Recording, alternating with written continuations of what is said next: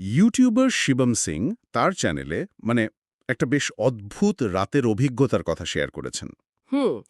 ওর পুরনো বাড়ির একটা ঘটনা নিয়ে। হ্যাঁ, ঠিক। আমরা তার সেই ভিডিও ট্রান্সক্রিপ্ট থেকে পাওয়া তথ্যের ভিত্তিতে ঘটনাটা একটু খুঁটিয়ে দেখব আজ। আচ্ছা, মানে উদ্দেশ্যটা হলো সেই রাতের ঠিক কি কি ঘটেছিল সেই ভয়াবহ অভিজ্ঞতাটা বোঝা, তাই তো? একদম। তো ঘটনাটা শিবমের পুরনো বাড়িতে ঘটছে, রাত তখন ধরুন প্রায় 10টা। বাড়িতে কারা কারা ছিল তখন? বাড়িতে তখন শিবম, তার ভাই অক্ষয় আর তাদের বিবাহিত দিদি। দিদি তখন বেড়াতে এসেছিলেন আর কি। বাবা মা গ্রামে গেছিলেন। ও আচ্ছা, মানে তিনজনই ছিল বাড়িতে। হ্যাঁ, দিদি তখন রান্নাঘরে কিছু করছিলেন, আর শিবম আর অক্ষয় বারান্দায় বসেছিল। পুরনো দিনের গল্প করছিল, স্কুলের ফি নিয়ে কি সব চিন্তা, এইসব আর কি। বেশ স্বাভাবিক একটা রাতের শুরু মনে হচ্ছে। আপাত দৃষ্টিতে তাই। কিন্তু এখানেই একটা ছোট্ট ঘটনা ঘটে। কি রকম? ওই দিদির ব্যাপারটা। দিদি হয়তো ভেবেছিলেন ভাইরা নিচে খেলতে গেছে বা কিছু।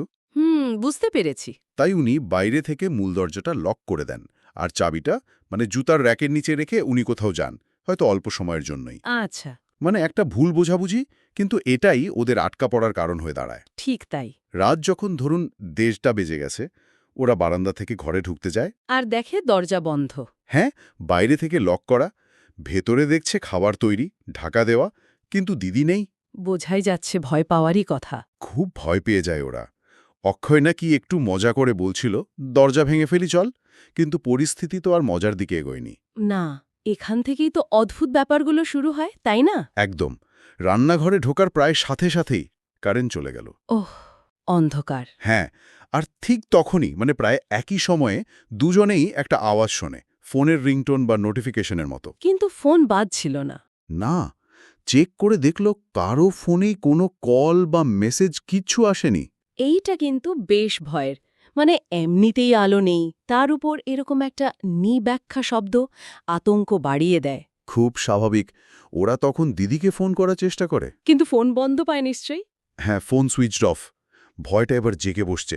আর তখনই এরপর যা শোনে সেটা আরও অদ্ভুত। কি শোনে? রান্নাঘরের গ্যাস ওভেনটা নিজে থেকেই চালু হয়ে গেছে। শু শু আওয়াজ হচ্ছে। বলেন কি, নিজে থেকে? হ্যাঁ, ওরা তো ছুটে গিয়ে বন্ধ করে এলো ওটা। ভাবা যায় কি অবস্থা তখন ওদের মনের। কিন্তু ঘটনা তো এখানেই থামছে না। কিছুক্ষণ পর ওরা হয়তো আবার গ্যাসটা জ্বালাতে গিয়েছিল। আর তখনই? তখনই গ্যাসটা বেশ সশব্দে জ্বলে ওঠে। শিবমের বর্ণনায় অনেকটা যেন ফাটার মতো আওয়াজ করে। বাপরে, এটা তো ভয় পাওয়া স্বাভাবিক। প্রচণ্ড ভয় পেয়ে যায়। আর ঠিক এরপরেই ওরা ভিতরের একটা ঘর থেকে বেশ জোরে কিছু পড়ার শব্দ পায়। বাসনপত্র বা ওই টিনের কৌটো থাকে না, ডাব্বা, সেরকম কিছু। পরপর এতগুলো ঘটনা, ওদের তখন কি মনে হচ্ছিল? ওদের মনে হচ্ছিল ঘরে ওরা একা নয়, তৃতীয় কেউ আছে। কোনো মানুষ নয়, অন্য কিছু। সেই ঘরটার দিকে যাওয়ার সাহস হয়নি নিশ্চয়ই। না, একদমই না। যে ঘর থেকে শব্দটা আসছিল সেদিকে তাকাতেও ভয় পাচ্ছিল। আর এর মধ্যে আবার দেখে বারান্দার দরজার নিচ দিয়ে জল গড়িয়ে আসছে।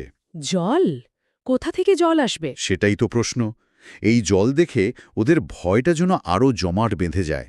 পরিস্থিতি তো নিয়ন্ত্রণের বাইরে চলে যাচ্ছে। এরপর ওরা কি করল? ওরা ঠিক করে পালাতে হবে। এটা একটা ক্লাসিক ফাইট অর ফ্লাইট অবস্থা, তাই না? হ্যাঁ, অবশ্যই পালানোর সিদ্ধান্তটাই স্বাভাবিক। শিবম তখন অক্ষয়কে বলে, যেদিক থেকে শব্দ আসছে সেদিকে একদম তাকাবি না, চোখ বন্ধ করে সোজা মেন গেটের দিকে দৌড় দে। নিজের বাড়িতে এমন ভয় পেয়ে দৌড়তে হচ্ছে, ভাবা যায়? হ্যাঁ, ওরা দৌড় লাগায়, জিনিসপত্রে ধাক্কা খায়, হোঁচট খায়, কোনোমতে বাইরের গেটটা খুলে বেরিয়ে সেটা বাইরে থেকে লক করে দেয়। বাইরে এসে তো একটু স্বস্তি পাওয়ার কথা। কিন্তু গভীর রাত, কাকে ডাকবে? শেষমেশ ওরা নিচে তাকিয়ে দেখে ওয়াচম্যান আছে। আচ্ছা, ওয়াচম্যানকে ডাকলো। হ্যাঁ, কিন্তু ওয়াচম্যান তো নিচে। ওরা উপর থেকে গাছপালার টপ থেকে পাথর ছুঁড়ে ছুঁড়ে ওর দৃষ্টি আকর্ষণ করার চেষ্টা করে। ওয়াচম্যান এলো? হ্যাঁ, ওয়াচম্যান এলে ওকে চাবির জায়গার কথা বলে, দিদি যেখানে রেখেছিল। জুতার র্যাকের নিচে। ঠিক। ওয়াচম্যান যখন চাবি আনতে যাচ্ছে, শিবম আরও একটা অদ্ভুত জিনিস দেখে। আবার কি দেখলো? ওর মনে হয় অক্ষতই যেন কেউ পেছন থেকে টেনে ধরছে, বা ও কেমন অদ্ভুতভাবে হোঁচট খাচ্ছে, যাকে বলে ল্যাংড়াচ্ছে আর কি। তাই নাকি? এটা দেখে তো ওরা আরো ভয় পেয়ে গেছিল নিশ্চয়ই। খুবই। যাই হোক, ওয়াচম্যান দরজা খুলে দেয়। ওরা ভেতরে ঢোকে। সে রাতের মতো হয়তো ওখানেই শেষ, কিন্তু ভয়টা কাটেনি। আর পরের দিন? পরের দিন কি হলো? পরের দিন সকালে ওরা বাবা মা আর বোনের বরকে ফোন করে সব জানায়। দিনের আলো ফোটার পর সবাই মিলে মানে শিবাম, অক্ষয়, দিদি, বোনের বর, ওয়াচম্যান সবাই মিলে আবার সেই বাড়িতে যায়। প্রমাণ খুঁজতে, রাতের ঘটনাগুলোর কোনো চিহ্ন আছে কিনা দেখতে। হ্যাঁ, কিন্তু এখানেই তো সবচেয়ে অবাক করা ব্যাপার। কি? কোনো চিহ্ন পাওয়া গেল না? কিচ্ছু না। আগের রাতের ওই ভয়াবহ ঘটনাগুলোর কোনো প্রমাণই নেই। মেঝেতে কোনো জলের দাগ নেই। ওই যে কৌটো বা বাসন পড়ার শব্দ হয়েছিল? না, সেরকম কিছু পড়ে নেই।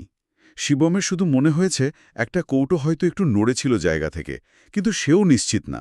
গ্যাসও বন্ধ, সব স্বাভাবিক, যেন কিচ্ছু হয়নি। এটা কিন্তু খুব অদ্ভুত। মানে এতগুলো ঘটনা ঘটল অথচ কোনো প্রমাণ নেই। হ্যাঁ, পরে ওরা জানতে পারে ওই বাড়িতে নাকি আগেও এরকম টুকটাক অদ্ভুত ঘটনা ঘটেছে।